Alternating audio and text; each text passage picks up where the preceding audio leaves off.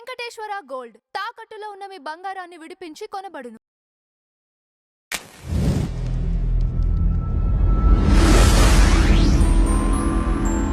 సనాతన ధర్మాన్ని కాపాడుకోవాల్సిన బాధ్యత మనందరికీ ఉంది. ఇప్పుడు మనం చాలా గర్వపడాల్సిన విషయం ఏంటంటే మోడీ గారి ప్రభుత్వం తర్వాత సనాతన ధర్మం గురించి ధైర్యంగా ఈ దేశం మాట్లాడుకోగలిగే స్థితిలో ఉందని నేను చాలా గర్వంగా చెప్పగలను. నేను హిందువుని ఎస్ అని మనం గర్వంగా చెప్పగలిగే ఒక అద్భుతమైన స్థితి అంతకుముందు లేదు. ఇది ఏం చెప్తే ఏమవుతుందో, ఏం చెప్తే ఎక్కడి దాకా వెళ్తుందో, ఏం చెప్తే ఎవడు రియాక్ట్ అవుతాడో, ఏం చెప్తే ఏ గ్రూప్ వచ్చి మన మీద దాడి చేస్తుందో. మీకు ఈ సందర్భంగా ముగ్గురు నలుగురు కూడా రాధా మనోహర్ దాస్ గారు, తర్వాత లలిత్ కుమార్, తర్వాత నా శివశక్తి కరుణాకర్, వాళ్ళు చేసే ప్రయత్నం వాళ్ళని కూడా నేను అసలు ఏమాత్రం ప్రవక్ష్యామి అనసూయవే అంటాడు కృష్ణుడు. అసలు ప్రతివాడిని నీకు నేను ఎందుకు జ్ఞానం చెప్తున్నాను తెలుసా, నీలో ఉన్న గొప్ప క్వాలిటీ అసలు అసూయే లేదురా నీకు అన్నాడు కృష్ణుడు అర్జునుడికి కాంప్లిమెంట్ ఇస్తూ. సో అట్లాంటివి నా దగ్గరకు కూడా రావు. నేను అందుకని వీళ్ళు చేస్తున్న సేవ కూడా అందులో సనాతన ధర్మంలో ఏముందో చెప్పాల్సిన బాధ్యత ఉంది, మిగతా వాటిల్లో ఏం లేవో చెప్పాల్సిన బాధ్యత కూడా ఉంది.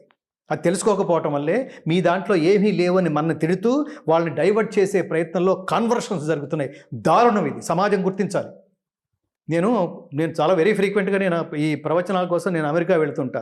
అక్కడ ఏం జరుగుతుందో తెలుసా స్వామి, అసలు తల్లిదండ్రులు పిల్లలతో వాళ్ళ విలువైన సమయాన్ని మన ధర్మం గురించి, మన దేశం గురించి, రాముడేంటి, కృష్ణుడేంటి, మన చరిత్రలు ఏమిటి, వాళ్ళ గొప్పతనాలు ఏమిటి, వాళ్ళ త్యాగం ఏమిటి, వాళ్ళు చేసిన పుణ్య కర్మలు ఏమిటి, ఇవేవి చెప్పకపోవడం వల్ల వీడు పొద్దున్నే ఇంట్లోంచి టిఫిన్ చేసేసి బయలుదేరేసి వెంటనే వీడు కలిసేది క్రిస్టియన్ మిత్రుడితో బయటికి పోయి. ఓకే, అంతేగా వీడు బయటకు పోయి ఫ్రెండ్స్తో కలిసి తిరుగుతుంటారు. ఆ ఫ్రెండ్స్లో మ్యాక్సిమం క్రిస్టియన్స్ ఉంటారు. వాడు మాత్రం కంపల్సరిగా ప్రతి వారం వాడు చర్చికి వెళ్తాడు. నేను కూడా అక్కడికి తీసుకెళ్తాను. వీడేదో ఒకరోజు డిప్రెషన్కి లోన్ అయ్యాడు. మన ఇంట్లో పిల్లవాడు ఇంట్లో తల్లిదండ్రులకి పిల్లలతో కలిసి మాట్లాడే టైం కానీ ఇంట్రెస్ట్ కానీ లేదు. చాలా ఫ్యామిలీ ఇండియా కూడా చివరికి అలాగే తగలడే పరిస్థితికి వచ్చింది. తల్లిదండ్రుల పిల్లలతో సమయం గడపట్లా, ఇవి చెప్పట్లా, వాళ్ళ ఎక్స్పీరియన్సెస్ పంచుకోవట్లా, మన ధర్మం గురించి టైం స్పెండ్ చేయట్లేదు. దానివల్ల ఏంటంటే ఏదైతే ప్రచారంలో ఉందో దాని వెనకాల పడే దుస్థితి ఎక్కడో చోట వస్తుంది. ఆ ప్రచారాలే వీళ్ళు చేస్తున్నవి. మీ నాన్న నీతో మాట్లాడుతున్నాడా? మాట్లాడట్లేదు. మీ ధర్మం మీకు ఏమైనా చెప్తుందా అంటే ధర్మం ఏమిటి అన్నాడు వీడు. ఓ అది కూడా నీకు తెలియదంటే నిన్ను మీ దేవుడు కూడా కాపాడలేడు. నిన్ను కాపాడగలిగేవాడు ఒక్కడే, వాడు నా దేవుడు, వాడే క్రీస్తు. ఆయనేమో నేను మనిషిని రా అంటున్నాడు. ఆయన ఏమన్నాడు? నేను దైవ కుమారుణ్ణి అన్నాడు. నేను మనిషినే అన్నాడు. ఎవరు? దైవ కుమారుడు అని. ఇక్కడే ఉంటున్నాడు మహమ్మద్ ప్రవక్త, నేను దేవుడు దూతని అంటున్నాడు. నేను మనిషినే అన్నాడు. ఇక్కడేమో నేనే దేవుణ్ణి అంటున్నా, మీరు వెనకపడరేమిటరా పిచ్చవేదవల్లారని. అహమాత్మా గుడాకేశ సర్వభూతాశయ స్థిత అహమాదిత్య మధ్యంచ భూతానాం అంత ఏవచ, సకల భూతములందున్న ఆత్మను నేనే, వాటి ఆది మధ్యాంతాలు నేనే, ఇదంతా నా సృష్టే, నేనే దేవుణ్ణి. అందుకనే భగవద్గీతలో కృష్ణ ఉవాచ అని వినిపించదు, భగవాన్ ఉవాచ అని వినిపిస్తుంది. నీకు నువ్వు సరదాగా ప్రకటించేసుకుంటున్నావా దేవుడు అని, భలే చెప్పేసుకుంటున్నావే అని అర్జునుడికి డౌట్ వస్తుందని అక్కడ విశ్వరూపం చూపించాడు. ప్రపంచంలో ఇలాంటి సినారియో మీరు ఇంకెక్కడా చూడరు, ఇంకెక్కడా వినరు. ఆది మధ్యాంతరహితుడైన పరమాత్మ ఎలా ఉంటాడో చూపించాడు. అదే నిదర్శనం. ఇంత ప్రూవ్ చేసుకున్న తర్వాత కూడా, ఇదంతా చూసిన వాళ్ళు మనకు చెప్పిన తర్వాత కూడా ఇంకేమిట్రా, ఎక్కడికి పోతారా మీరు? ఒకవేళ పోయారంటే ఇందులో ఏమీ లేదని, అందులో ఏముందని పోతున్నారు. ఈ లాజిక్ కనీసం ఆలోచించరా మీరు? ఈ జ్ఞానం కూడా లేదా? ఒక కిరాణా షాపులో దొరకని వస్తువు ఏదన్నా ఉంటే పక్క కిరాణా షాపుకు వెళ్తాం. ఎందుకని? మా ఇంటి దగ్గర ఉన్న షాపులో అది లేదు అని చెప్తున్నారంటే మీకు ఏదో స్పష్టత ఉంది. జ్ఞానం విషయంలో ఇక్కడ మీకు ఏం లేదని, ఇక్కడున్న జ్ఞానాలు మీకు ఏం చెప్పలేదని, ఇంతకి అతీతంగా మిగతా గ్రంథాలు ఏం చెబుతాయని, ఏం చెబుతున్నాయని, అసలు ఈ సింపుల్ లాజిక్ కదా అది. ఇతర దేవతలను ఆరాధించే వాళ్ళని రాళ్లతో కొట్టి చంపండి అని చెప్తోంది ఒక గ్రంథం. అంటే నీకున్న మానసిక వైశాల్యం అదే. మనకేమో నువ్వు ఏ దేవునైనా ఆరాధించు, కేశవం ప్రతిగచ్చతి, అవన్నీ నాకే చెందుతాయి. ఇంత స్పష్టత ఉంది ఇక్కడ నాకే అంటే కృష్ణుడని కాదు, ఇక్కడ నాకే అంటే పరమాత్మని అర్థం. వాడికి పేరే లేదు, ఏ పేరైనా పెట్టుకో. ఏ యథామాం ప్రపద్యంతే తాంస్తథైవ భజామ్యహం. నువ్వు ఏ ఏ రూపాల్లో నువ్వు కొలుసుకుంటావో, ఏ పేర్లతో పిలుస్తావో ఆ రూపాల్లో ఆయా విధాలుగా నిన్ను నేను అనుగ్రహిస్తాను. ఎంత స్పష్టంగా ఉందండి భగవద్గీత. ఇది వదిలేసి ఎవడ పిచ్చవద్దవల్లరని.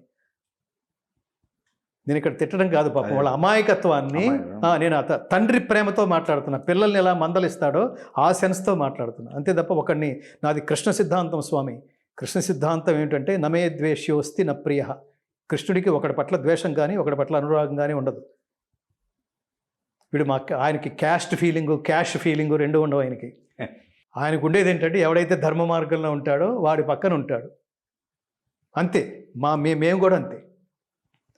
సో అందుకని ఇట్లా ఈ స్పష్టత తెలుసుకోండి. కన్వర్షన్స్కి పాల్పడుతూ నీ ఉనికిని మార్చడానికి, నీ తల్లి నుంచి నిన్ను వేరు చేయడానికి చేసే ప్రయత్నాల్ని దయచేసి చాలా చాలా బలంగా తిప్పికొట్టండి.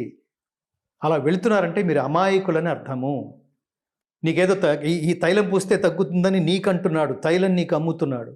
కానీ వాడికి రోగం వస్తే యశోద హాస్పిటల్లో జాయిన్ అవుతున్నాడు. తెలుసుకు చావండి.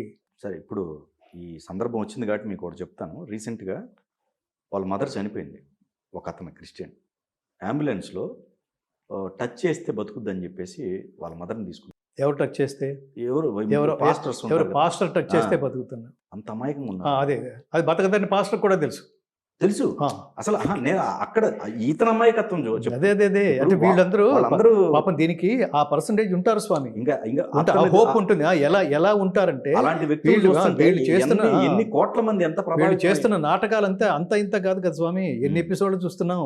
వాడు స్టేజ్ మీద నుంచి నీకేమిటి, ఎందుకు కుంటుకుంటూ వచ్చావు అంటే నా చిన్నప్పుడే కాలు పడిపోయింది. ఇప్పుడు చూడు యేసు ఏ దేవుడు ప్రపంచంలో మిరకల్స్ చేయలేడు, ఒక్క యేసు మాత్రమే మిరకల్స్ చేయగలడు అని చెప్పి వాడిని అక్కడ ఏదో చదువుతున్నాడు, ఏదో పిచ్చ మాటలు ఏవో మాట్లాడుతున్నాడు. వీడు ఇదంతా ప్రీ ప్లాన్డ్ యాక్టింగ్ అనమాట. ఆ పెయిడ్ ఆర్టిస్టులు అంటున్నారు చూడండి. అట్లా వాడి కాళ్ళ మీద 2 సార్లు రాశాడు. వాడు వెంటనే ఆడిటోరియం అంతా పరిగెత్తుతున్నాడు.